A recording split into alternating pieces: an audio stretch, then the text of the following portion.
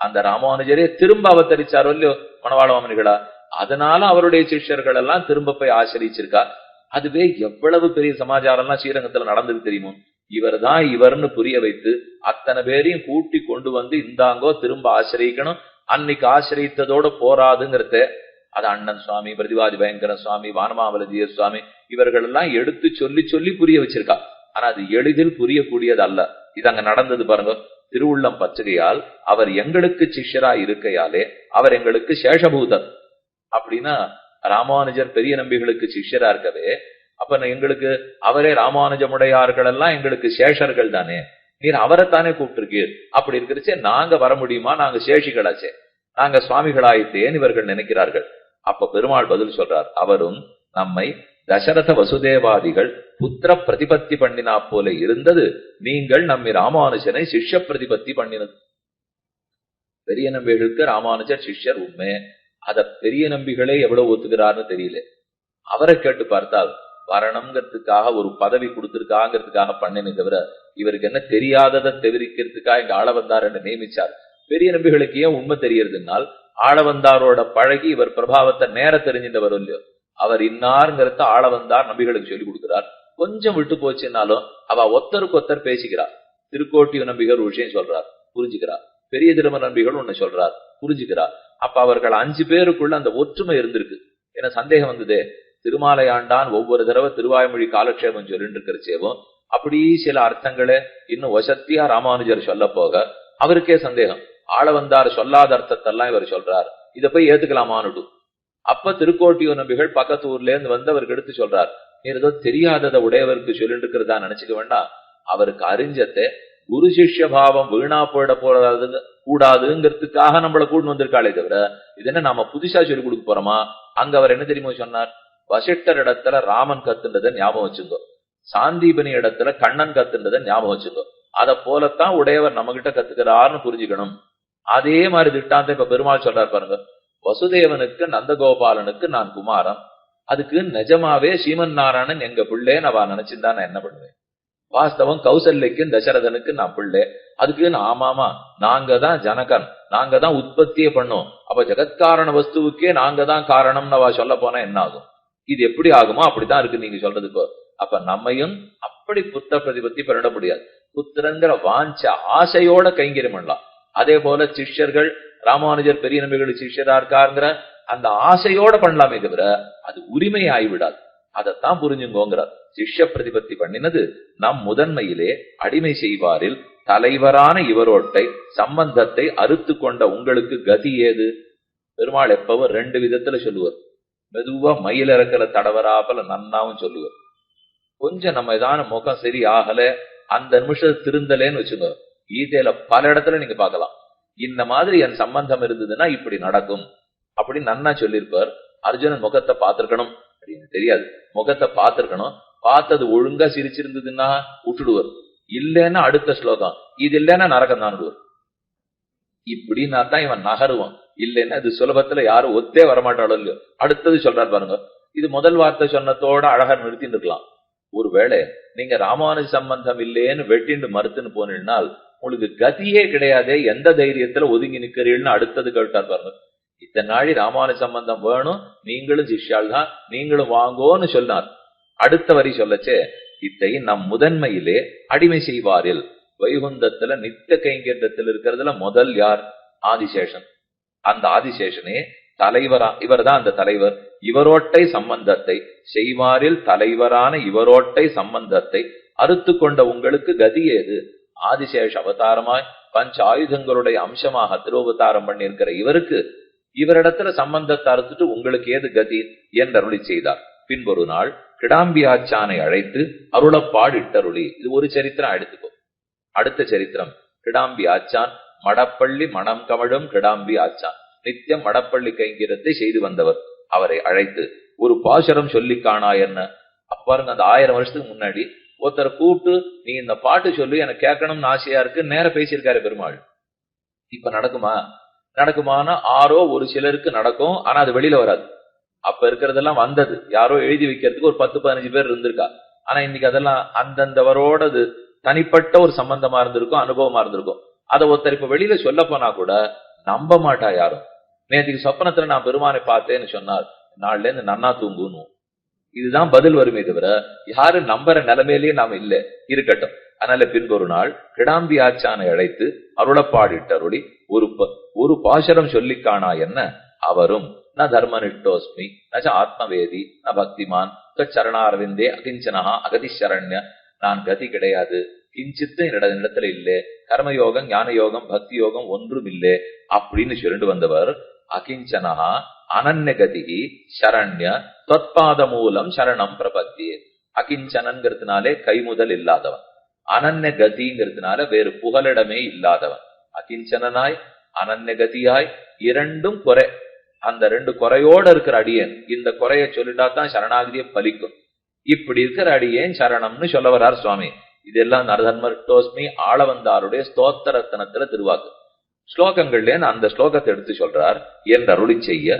அப்ப ஸ்லோகத்தின்படி கதி கிடையாதுன்னு வந்ததா, கிஞ்சித்தும் அடியனிடத்துல இல்லேன்னு வந்ததா, கதி இல்லாதவன் நான் சொல்லிக்கொண்டு பெருமானிடத்துல சரணாகதி வாஸ்தவம். ஆனா இது பண்ணினது ஆளவந்தார். ராமானுஜர் காலத்துக்கு முற்பட்டவர் இல்லையோ, பெருமாள் சரியா அதை குறிப்பு வச்சிருக்கார். இவர் ஏன் ராமானுஜருக்கு முற்பட்டவர் சொல்லி வருத்தப்பட்டுன்றதை இவர் ஏன் சொல்லணும்? இந்த வருத்தம் வர வேண்டாங்கிறதுக்காகத்தானே உடையவர் அவதாரம் பண்ண சொல்லிட்டோம். அதுக்கப்புறம் யாரும் அகத்தின்னு சொல்லிக்கவே கூடாது. இவர் ஏன் அகத்தின்னு சொல்லிக்கிறார்? மேலும் இவர் தளிக பண்ணி போட்டு நித்தியம் சுவாமி சாப்பிட்டு இருக்காரு. அப்படி இருக்கிறச்சே இவர் அகத்தின்னு சொல்லிக்கலாமான்னு பெருமாளுக்கு துணுக்குன்னு திருவுள்ளத்தில் தோண நம்மை ராமானுஜம் உடையாய் வைத்து அனன்யகதி என்று சொல்லப்பெறாய்கான். ஏன் இப்படி சொல்ற? ராமானுஜர் உனக்கு கிடைத்த பிற்பாடு அகதி அகத்தின்னு சொல்லிக்காதே, வேறு புகலிடம் அற்றவன்னு சொல்லிக்காதே. எங்க சொன்னத்தை மார்க்கிறார் பாருங்க. பெருமானிடத்துல போய் அடியேன் வேறு புகலிடம் அற்றவனாய் உன்னை சரணம் புகுகிறேங்கிறத சொல்லணும். அப்ப பெருமாள் பதில் சொல்றார், வேறு புகலிடம் அற்றவன்னு சொல்லிக்காதேங்கிறார். யாருமே அதை ஒத்துக்க மாட்டோம். ஏன்னா இப்ப நம்ம கிட்ட ஒருத்தர் வந்து நீ தான் ஒரு வைத்தியர் இடத்துல போங்க, ஒரு வக்கீல் இடத்துல போங்க, மற்ற யாராலையும் இதை ஒண்ணும் ஜெயிச்சு கொடுக்க முடியாதுன்னு சொல்லிட்டா, கை விட்டுட்டா, நீர் பார்த்துதான் பண்ணணும்னால் அவருக்கு உடனே ஒரு பெருமிதம், ஒரு புன்னகை, ஒரு தோள்கள் ஒரு சிலிர்க்கும் பாருங்க. எல்லாரும் விட்டுட்டா நாம தான் இவனுக்கு ஜெயிச்சு கொடுக்க போறோம்னு. இதெல்லாம் போய் இது ஒண்ணும் ஜெஜம் இல்லை. இப்போ இவரும் ஜெயிச்சு கொடுக்க போறாரா தெரியாது. இவர் கையில ஏகப்பட்டு ஏற்கனவே 10 நாள் இருக்க போற உயிர் இப்ப சீக்கிரம் போனாலும் போயிடலாம், எதுவும் நடக்கும். ஆனா அவர் ஒரு தனி மதிப்போட அவர் சொல்லிக்கிறாரு இல்லையோ. ஆனா இங்கே சொல்றது பெருமான் நிஜமாகவே மோட்சம் கொடுக்க வல்லவர், நிஜமாவே வேற கதியை நம்ம தேட வேண்டிய தேவை இல்லை. ஆனா என்னமோ தான் ஒரே கதிங்கிறத பெருமாளே மறுத்து பேசி எதுக்கு என் ஒருத்தன கத்தின்னு சொல்றீர்? உங்களுக்கு தான் கத்தியா கொடுத்துட்டேனே உடையவரே, அதனால இனிமே அனன்ய கத்தின்னு நீ சொல்லக்கூடாது. உமக்கு இருக்கு கதி இருக்குன்னால் பெருமானை தவிர மற்றொரு கதி இருக்குன்னு சொல்றது பெரிய புரட்சிகரமான வாதம் அது. ஏன்னால் எத்தனை பிரமாண வாக்கியங்களை முள்ளு மேல நடக்கிறாப்புல தாண்டனமோ அதை நினைவு வச்சுட்டுதான் பெருமாள் இந்த வார்த்தையை சொல்லியிருக்கணும். ஒரு நிமிஷம் யோசிப்பாரு. அவர் சொல்லிட்டார் என்னை தவிர கதி இருக்கிறது, இதுதானே பகவத் வாக்கியம். அப்ப பெருமானை தவிர கதி இருக்கிறதுன்னு ஆயிடும். ஏன்னா அவரே சொன்னது. அப்ப எங்கெங்கெல்லாம் அவனை தவிர கதி கிடையாதுன்னு சாஸ்திர வாக்கியம் இருக்கோ இது எல்லாம் தப்பா? இத்தனை வாக்கியங்கள் இருக்குமோ இல்லையோ, ஆழ்வார் பாசரங்கள் அத்தனை இருக்குமோ இல்லையோ. உன்னால் அல்லால் யாவராலும் ஒன்னும் குறை வேண்டேன்னு ஆழ்வார் சொல்றார். பெருமாள் வந்து இல்லையே என்னால் அல்லால் இவரால் நீ குறை முடித்துக் கொள்ளலாமே அப்படின்னு சொல்லிட்டாருனால் அப்ப அடுத்து வர ஆச்சாரியர்கள் பாடுதான் பெரும் பாடு. அவர் பாட்டுக்கு ஒண்ணு சொல்லிட்டு போடுவார், தான் சொன்னத்தையே மாத்தியும் சொல்லிடுவார். ஆனா அது ரெண்டையும் சமன்வயப்படுத்தணும். பெருமாள் சொன்னதுலயும் தப்பு இல்ல, இப்ப உடையவர் திருவடின்னு சொன்னதுலயும் தப்பு இல்ல. ஏன் தப்பு இல்லைங்கிறத சொல்லி ஆனுமே. பின்னாடி வர்றவா கேட்பாடோ இல்லையோ, பெருமானை தவிர கிடையாதுங்கிறது உண்மையா, இல்ல பெருமானை தவிர உடையவர் உண்டுங்கிறது உண்மையான்னு கேட்டால் உண்டுங்கிறது உண்மை, அவரை தவிர கிடையாதுங்கிறது உண்மை. என்ன தவிர கிடையாதுன்னு சொன்னா அவரே தானே இப்ப உடையவர் உண்டுன்னு சொல்றாரு, வேற யாரோ வந்து சொல்லலையே. இந்த வார்த்தை இன்னொருத்தர் சொல்லியிருந்தா ஒத்துக்க மாட்டோம். இந்த வார்த்தையை பெருமானே சொல்றாரு இல்லையோ. மேலும் கத்தியத்திரயத்தின் போது அந்த பொறுப்புகள் எல்லாத்தையும் கொடுத்துட்டாரு. இன்னைக்கும் ஸ்ரீரங்கத்தில் பெரிய பெருமாள் சன்னதியில நித்தியப்படி கார்த்தால திருப்பாவ சேவை உண்டானா கிடையாது, எதையுமே அவர் கேட்கறது இல்லை. எதுவாக இருந்தாலும் இனிமேல் உடையவர் சன்னதியில தான் நடக்கணும். அதனால நித்தியப்படி கோட்டியோ எதுவோ காலக்ஷேமோ ஒண்ணுமே பெரிய பெருமாள் சன்னதியில கிடையாது. அனைத்துமே உடையவர் சன்னதிக்குனால் பொறுப்பை கொடுத்துட்டார். அதனாலதான் என்ன கதின்னு நீங்க நினைக்க வேண்டாம், அவர் உங்களுக்கு கதியாக இருக்கிறார். எதுக்கு திரும்ப திரும்ப இந்த ஸ்லோகத்தை சொல்லிக்கிறீர்கள்? இல்லையே ஆள வந்தாரு சொல்லியிருக்காரு, இது நித்தியானுசந்தமாச்சே என்னாரு. வாஸ்தவம் வேணும்னா ஸ்லோகத்துல அந்த சப்தத்தை விட்டுட்டு சொல்லிங்க. இல்லைனால் அந்த ஸ்லோகத்தை சொல்லச்சே என்னமோ சொல்லணுங்கிறதுக்காக சொல்லிட்டு இருக்கோம். ஒண்ணும் உண்மை இல்லே, உடையவர் வந்த பிற்பாடு இதுல ஒண்ணும் உண்மை இல்லே நினைச்சிருந்தாவது சொல்லுங்க என்னதான் கொள்ள வேண்டும். நம்மை ராமானுஜனை உடையாய் வைத்து அனன்யகதி என்று சொல்லப் பெறாய்கான் என்று அருளி செய்தார். அதாவது எல்லாருக்கும் புகலிடமாய் சர்வ உத்தாரகரான நம்மை ராமானுஜன் இருக்க செய்தே உமக்கு ஒரு குறையும் இல்லை, மார்பிலே கைப்பட்டு உறங்கும் என்று அருளி செய்தார். அனைவருக்கும் உத்தாரகனா சுவாமி இருக்கும் போது ஏன் வருத்தப்படுகிறீர்? மார்பிலே கை வைத்து உறங்க பிராப்தி அப்படின்னா பொறுப்பில்லைன்னு சொல்ல வர்றார். உபாய பாவத்தில் பொறுப்பில்லை, கைங்கென்ற பாவத்தில் அத்தனை பொறுப்புகளும் உள்ளன. எப்ப பொறுப்பில்லைன்னு வரச்சேவும் ஜாகிரதையா கூட ஒண்ணு எழுதி பார்த்துங்க.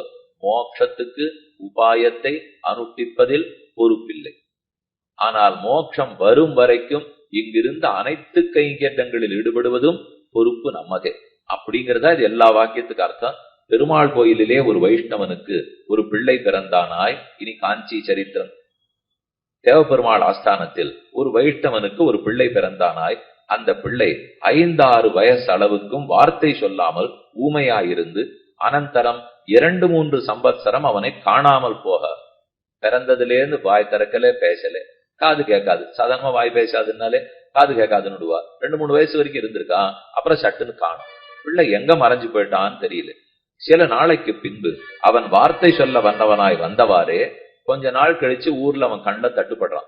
அவனுக்கு பேச வர்றது, முன்னாடி பேச வராது, காணா போயிட்டான். இப்ப திரும்ப வந்தவுடனே பேசுகிறான். வந்தவாறே இந்த ஆச்சரியத்தை கேட்கைக்கு, உமாய் நீ இத்தனை நாளும் எங்கு போனாய்? உனக்கு இத்தனை நாள் பேச வராதே, எங்க போயிருந்தே? எப்படி உன்னால வசிக்க முடிஞ்சது என்று ஊர்க்காரர்கள்லாம் கேட்கிறான் என்று சிலர் கேட்க, அவனும் க்ஷீராப்திக்கு போனேன், திருப்பார்கடலுக்கு போயிருந்தேன். எப்படி போனான், ஏது போனான் மேல சொல்றார். க்ஷீராப்திக்கு போனேன் என்ன, அங்கே விசேஷம் ஏதென்று கேட்க. அப்படியா, அந்த ஊர் செய்தி என்ன? நீங்க ஒரு யாத்திரை போயிட்டு வந்தீங்கன்னால் ஊர் செய்தி என்ன, என்ன போயிட்டு வந்தீங்கன்னுவா. சொக்கிராமத்துக்கு ஒரு 4-5 வருஷம் கழிச்சு போயிட்டு வந்தா, கிராமத்துக்காரா இந்த ஊர்ல இருந்தான்னா என்ன நம்ம ஊர்ல செய்தி, வேறதான் உண்டா, வேறதான் உண்டான்வா. ஒண்ணுமில்லைன்னா கூட விட மாட்டான். வேறதான் உண்டானா இங்க நிஜமாவே நல்ல செய்தி உண்டு. பார்க்கடலில் செய்தி என்ன என்று கேட்க, திருப்பார்க்கடல் நாதன் சேன முதலியாரை அழைத்தருளி எல்லாரும் நமக்கு ஆளாம்படி நீர் போய் அவதரித்து ஜகத்தை அடைய திருத்தும் என்று நியோகிக்க. இது புது சரித்திரம். ஆதிசேஷனுடைய அவதாரம் உடையவர் கேள்விப்பட்டிருக்கும். பஞ்ச ஆயுதங்களுடைய அம்சங்கிறதையும் கேள்விப்பட்டோம். கையார் சக்கரம், அதாவது பெருமானுடைய அடையார் கமல தளர்மகள் கேள்வன், கையாழி என்னும் படையோடு நாந்தகமும் படர்கண்டும். அப்ப பஞ்சாயுதங்களுடைய அம்சம், அதனுடைய சக்தி, ஆதிசேஷனுடைய அம்சம் இது வரைக்கும் தெரியும். ஆனா விஸ்வக்சேனர் தான் ராமானுஜரா திருவதாரம் பண்ணுகிறார்கிறது க்ஷீராப்திநாதன் சொல்லியிருக்கார். அப்படியே எல்லாரும் நமக்கு ஆளாம்படி நீர் போய் அவதரித்து அனைத்து ஜீவாத்மாக்களும் ஸ்ரீமன் நாராயணன் சேஷி, தாங்கள் சேஷர்கள் என்று தெரிந்து கைங்கேற்றத்தில் ஈடுபடும்படிக்கு. என யாரோ உயிர்கள் மெய்விட்டு ஆதிப்பரனோடு ஒன்னாவென்னு சொல்லும் அவ்வல்லலெல்லாம் வாதில் வென்னு நாராயணன் தான் நமக்கு சுவாமி, ஸ்ரீமன் நாராயணன் தான் நமக்கு எல்லா விதத்திலையும் பிராபியம்னு மக்கள் தெரிஞ்சுக்கணும்.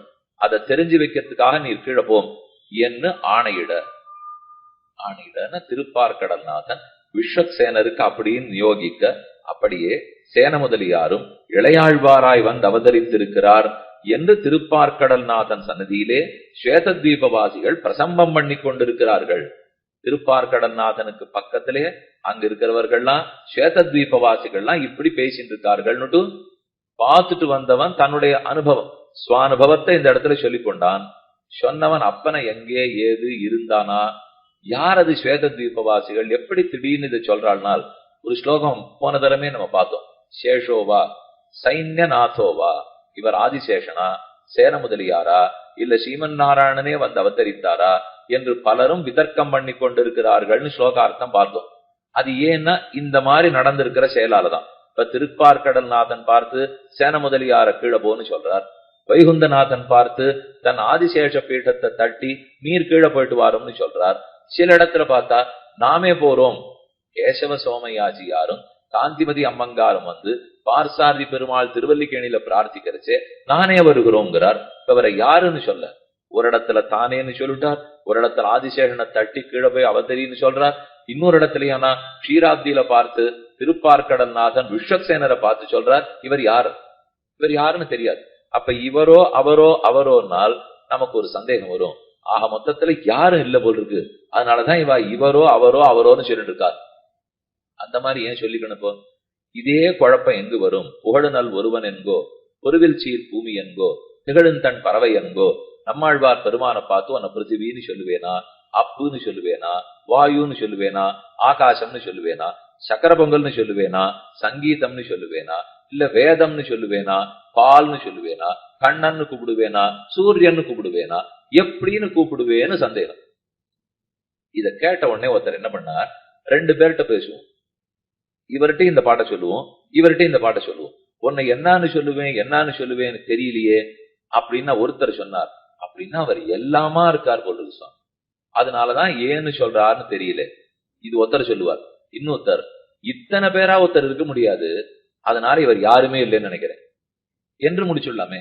இப்படித்தான் பல மதங்கள் சம்பிரதாயங்கள் தோன்றி இருக்கின்றன. ஒரு வார்த்தை அதை பாக்கறச்சே நான் எப்படி புத்தி என்னமா வளர்ந்துன்னு வந்திருக்கேனோ பாக்கறச்சே இப்படி தோணலாம், பாக்கறச்சே அப்படின்னு தோணலாம். நீதிமன்றத்துல எல்லாம் 2 நேர் எதிரெதிர் கட்சிக்காரா மொத்தமா தான் தான் சரின்னு அவர் வாதாடுவார். அதை விட 1% நான் தான் சரின்னு அவர் வாதாடுவார். இது ரெண்டையும் பாக்குற நமக்கு வியப்பா இருக்கும். அது எப்படி சுவாமி ஒண்ணுதானே உலகத்துல உண்மையா இருக்க முடியும்? இந்த சுவாமி அத்தனையும் தனுதான் சரிங்கிறார், இவரானா அத்தனையும் தனுதான் சரிங்கிறார், எப்படி சொல்றாரோன்னு தோணும். ஆனா 2 வக்கீல்களும் தாங்கள் சொல்றத ஆணித்தரமா நம்பி வாதம் பண்ணிட்டு இருப்பா. நமக்கு ஆனா ரெண்டுமே புரியாது. அத போல இங்க பாத்தீங்கன்னா எல்லாமே பகவான் ஆழ்வார் சொல்ல வர்றாரா, இல்ல அவர் ஒண்ணுமே இல்லைன்னு சொல்ல வர்றாருன்னால் விசாரம். அப்ப எதுவுமே சூன்யம்னு சொன்னா பௌத்தன் வந்துடுவார், எல்லாமே உண்டுன்னு சொன்னா ராமானுஜர் வர்றார், இவர் சொன்னது உண்மையா அவர் சொன்னது உண்மையான்னு விசாரிப்போம் இல்லையோ. அதனால ஒண்ணு புரிஞ்சுப்போம், எல்லாமாக சொல்லப்பட்டிருக்கிறச்சே அதுக்கு ஏதோ ஒரு காரணம் இருக்கணும். எப்படி ஒருத்தர் சக்கர பொங்கலாவும் இருப்பாரா, ஒருத்தர் சூரியனாவும் இருப்பாரா, ஒருத்தர் அதே சந்திரனாவும் இருப்பாரா, ஒருத்தர் இப்போ நாம பாடுற பாட்டா இருப்பாரா, வேதமா இருப்பாரானால் அப்ப ஏதோ ஒரு சம்பந்தம் இருக்கு. இருக்கவே தானே எல்லாமா இருக்காருங்கிறார். அதனால ஒன்றுமில்லைன்னு சொல்லிட முடியாது. ஒன்றுமில்லைன்னு சொல்வதற்கு இத்தனை பாடல்களால் இத்தனை வஸ்துக்களை எடுத்து இதுன்னு சொல்லுவேனான்னு கேட்க மாட்டா. ஒன்றுமில்லைன்னு சொல்லதா இருந்தா இத்தனை ஒத்துண்டா ஒண்ணுமில்லைன்னு சொல்லுவோம். முதல் வார்த்தையே ஒண்ணுமில்லைன்னு சொல்லிருப்போம் இல்லையோ. அதனால் எப்பவும் 2, 3, 10ன்னு கேட்கிறாள்னால் அதன் அம்சம் இருக்குன்னு அர்த்தம். அப்படின்னா விஸ்வக்சேனருடைய ஏதோ பிரபாவங்கள் இவர்கிட்ட இருக்கு, ஆதிசேஷனுடைய பிரபாவங்கள் இவரிடத்துல இருக்கு, பெருமானுடைய தன்மையே இவரிடத்துல இருக்கு. அந்த ஒவ்வொரு தன்மை இருக்கவே தானே இதுவோ நினைக்க தோன்றது. எல்லாம் இல்லேங்கிறத பார்த்தா இதுவோன்னு சொல்லுவா. அப்ப பாட்டு என்ன நடந்திருக்கணும், புகழுநல் ஒருவன் என்கோன்னு இருக்கக்கூடாது. எதுவுமே இல்லைன்னா இவர் பிருத்திவி இல்லையே, இவர் ஆகாசம் இல்லையே, இவர் அக்னி இல்லையேன்னு பாடியிருக்கணும். அப்படி பாடல் ஆழ்வார். இவர் அக்னியாகவும் பிருத்திவியாகவும் ஆகாசமாகவும் வாயுவாகவும் பாக்குறேங்கிறாரே தவிர இது இல்லேன்னு பாக்குறேன்னு அவர் சொன்னார்.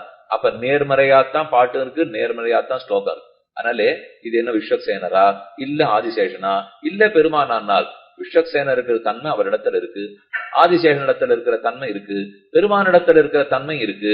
இது ஒவ்வொன்னா சொல்லிட்டு போடலாமா? ஏன் ராமனை பத்தி ராமாயணத்துல முதல்ல சொன்னாரு. இந்த ராமன் எதுல எதுவா இருக்க, க்ஷமையா பிருத்திவி சமஹா, க்ஷமாங்கிற பொறுமைங்கிற குணத்தில் பிருத்திவிக்கு சமமா இருக்கா. ஸ்தைர்யே ஹிமவானிவ, ஸ்திரமான தன்மையில ஹிமாச்சலத்தை போல இருக்கார். தனதேன சமத்தியாகே, அத குபேரனை போல பெரிய பணக்காரனா இருக்கார். இது ஒவ்வொன்னா சொன்ன. இப்ப ராமன் குபேரனா, ராமன் பிருத்திவியா, ராமன் நம்ம ஹிமாச்சலம் அண்ணால் எல்லா தன்மையும் இருக்குன்னு அர்த்தம். அதுக்குன்னு எதுவும் இல்லேன்னு பண்ணிடக்கூடாது. ஆனா கடைசியில் என்ன முடியும், எல்லாத்தினுடைய தன்மை இவர்கிட்ட இருக்கு, இவராட்டம் யார் இருப்பான்னு கேட்டா இல்லேன்னு அதுக்கு பதில் வராது. ஏன்னா இது எல்லாத்தையும் தன்னிடத்துல என்னால் இப்ப பெருமானுடைய தன்மை விஸ்வக்சேனருடையது, ஆதிசேஷனுடையது, பஞ்சாயுதங்களுடையது, இது இத்தனை சேர்ந்து இன்னொரு பிரகிருதியை பார்க்க முடியுமானால் அப்படி கிடையாது. அத்விதீய சுவாமி அவருக்கு அவராத்தான் நெகரா இருப்பார். வியாசாதிபது ஆவேசமோ அத்ரி ஜமதக்னி பங்கிரத வசூ நந்தசூ நுவானவனுடைய யுகவர்ண கிரமாவதாரமோ வியாசாதிபது ஆவேசமோ இவரை யாருன்னு சொல்ல, வியாசர்னு சொல்லவா? இல்ல பெருமானே இப்ப தத்தாத்திரேயனா பிறந்தார், ராமனா பிறந்தார், அதுக்கப்புறம் பரசுராமரா பிறந்தார், கண்ணனா பிறந்தார், அப்படியெல்லாம் நம்மாழ்வார்னு சொல்லலாமான்னார். எல்லாமே எல்லா தன்மைகளும் அவரிடத்துல இருக்கு. அத போலத்தான் இங்கேயும் நாம் எடுத்துக்கணும் என்று நியோகிக்க சந்நிதியிலே ஸ்வேதத்வீபவாசிகள் பிரசங்கம் பண்ணி கொண்டிருக்கிறார்கள். இத ஸ்வேதத்வீபவாசிகள்னு சொல்றதுல ஒரு கருத்து இருக்கு. ரொம்ப நல்லவாவா, அது ஒரு தமிழ் வார்த்தையா, ரொம்ப நல்லவா அப்படின்னு சொல்லிட்டு, நல்லவர்கள்னா பரமசாத்விகர்கள், அதுவும் பகவத் அனுபவத்திலே உள்ள நெகிழ்ந்து இருக்கிறவாளாம். நாரதரை கூட்டின்னு போனார் பெருமாள். நாரதர் ரொம்ப நல்லவர். எப்போதும் பகவத் அனுபவத்தில் இருக்கிறவர். அவரோட போயிட்டு இருக்கிறச்சே ஸ்வேத தீபம் வந்தது. வாசல்ல நிறுத்தி வச்சுட்டார் பெருமாள். உள்ள இருக்கிறவாள்லாம் ரொம்ப மென்மையான மனசு படுத்தவா, நீ ரொம்ப கரடு முரடா யோசிக்கிறவர், நீ உள்ள வந்தியானா அவளுக்கு உன்னோட ஆகாது, நீ இங்கேயே இரு. நாரதரை நிறுத்தி வச்சுட்டு உள்ள போயிருக்கணும்னால் அப்ப உள்ள இருக்கிறவா எவ்வளவு நல்லவர்களா இருந்திருக்கணும். அவர்களே சொல்லியிருக்காள்னா அப்ப வார்த்தை உண்மை. பிரசங்கம் பண்ணி கொண்டிருந்தார்கள் என்று சொல்லி உடனே அந்த பிள்ளை அந்தர்தானம் பண்ணி போயிடுச்சு. பிள்ளை உடனே காணோம். 3 வயசு வரைக்கும் இருந்தார், அப்புறம் எங்கேயோ காணோம். திரும்பி வந்தார், ஊர்க்காரர்களுக்கு உண்மையை சொன்னார், திரும்ப காணா போயிட்டார்.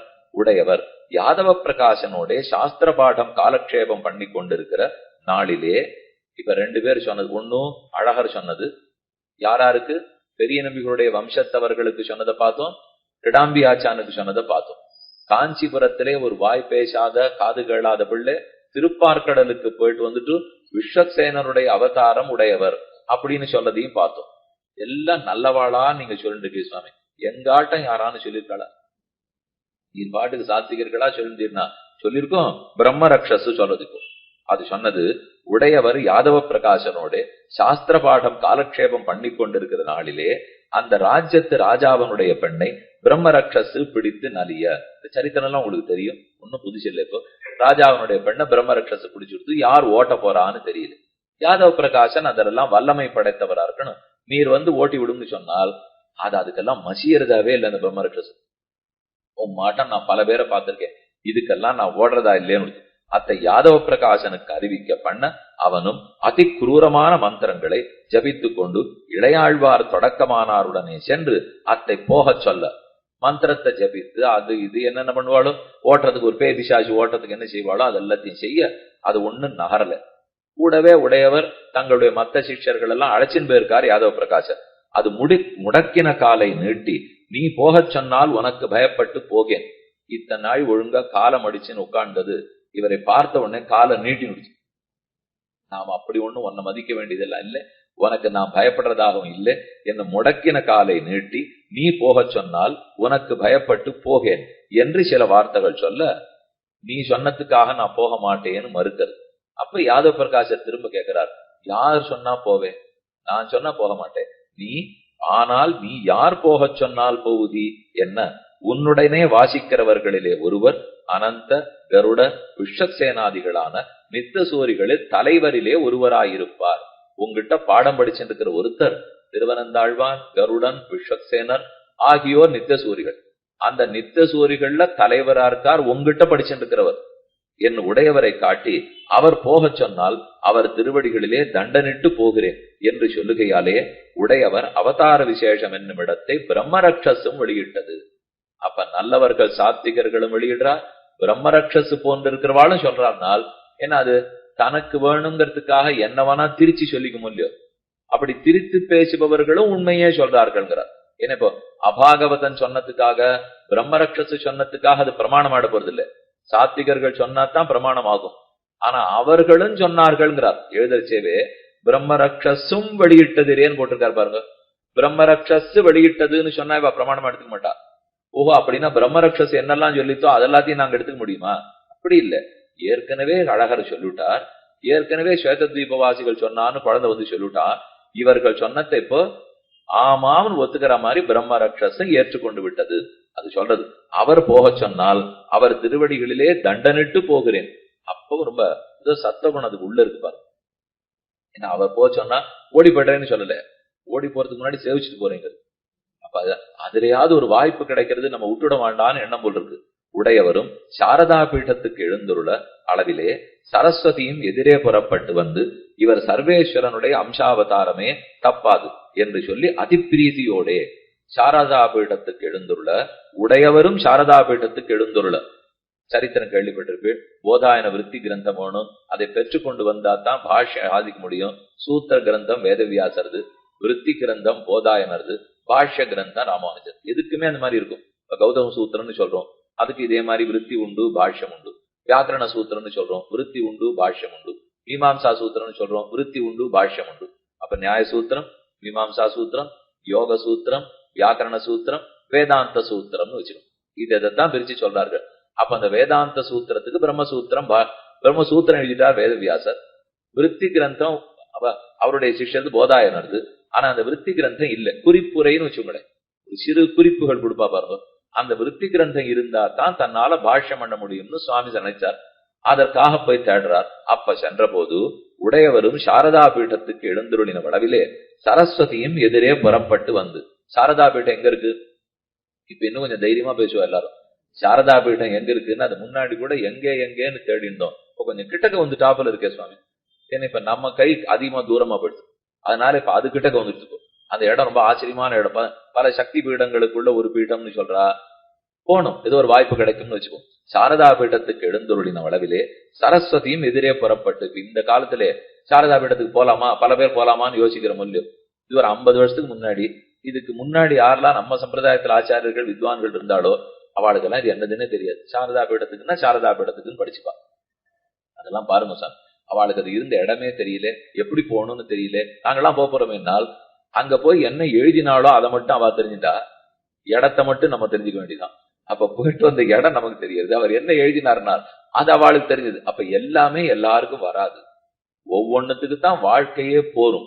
அப்ப கிரந்தத்துல வாழ்க்கை போகணும்னா போகணும், கோவில் கைங்கரியத்துல போனோம்னா அதோட முடிஞ்சு போடும், திவ்ய பிரபந்தம்னா அத்தோடு, வேதாந்தம்னா அத்தோடு, எல்லாத்தையும் யாராலும் பிடிக்க முடியாது. ஒவ்வொன்னும் ஒரு கடலை போல இருக்கு. இப்போ அப்ப இடத்த ஒருத்தர் தெரிஞ்சுக்கிட்டோம், இடத்துல சுவாமி எழுதினத்தை இன்னொருத்தர் தெரிஞ்சுக்கிட்டோம். ஆனா 2 பேருக்கு 2 பேர் இடத்துலயும் பிரதிபத்தி இருந்தது, அதை ஒத்துக்கணும். அந்த கைங்கரியம் பண்ணாலும் பிரதிபத்தி தான், கல்லு கட்டடம் எழுப்பினாலும் பிரதிபத்தி தான், புஸ்தகம் போட்டாலும் பிரதிபத்தி தான். பகவத் விஷயத்தில் ஈடுபட்டிருக்கார்கள், உள்ளன்போட உண்மையான உள்ளத்தோட ஈடுபட்டிருக்காங்க, ஏற்றுக்கொள்ளத்தக்கதே. அதனால அங்க சாரதா பீடத்தில் சரஸ்வதி தேவியே எதிரே வந்து முகமன் கூறி வரவேற்று, இவர் சர்வேஸ்வரனுடைய அம்சாவதாரமே தப்பாது, இது பெருமானுடைய அம்சாவதாரம்னு சரஸ்வதி சொல்றார்.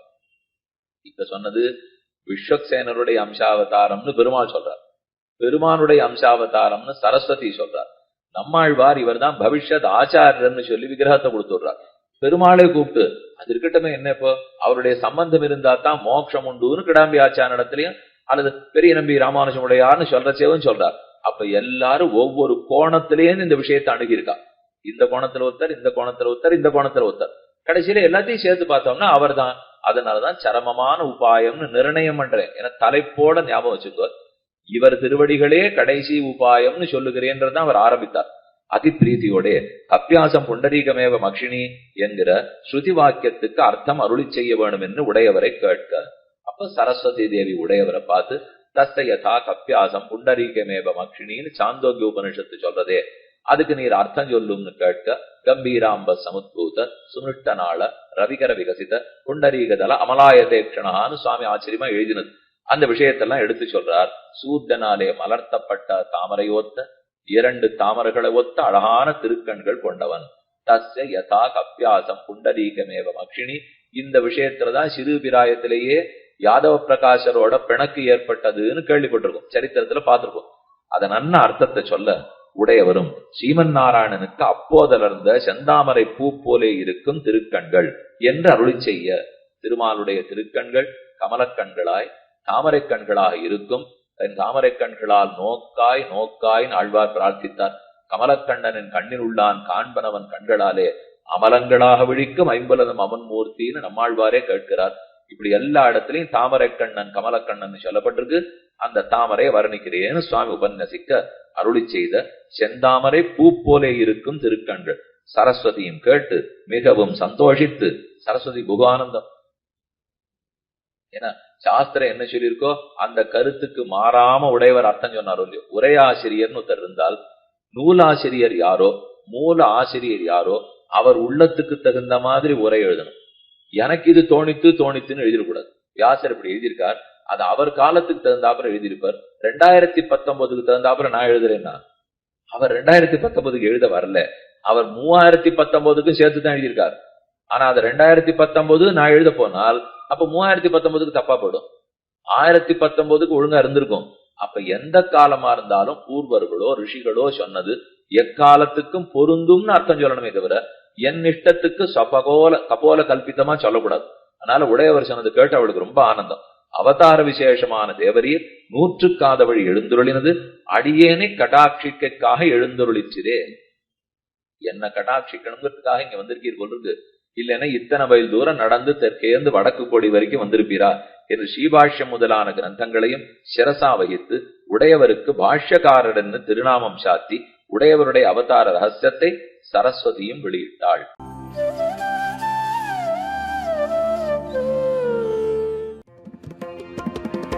यतिराज यतिराज यतिराज जय हो यतिराज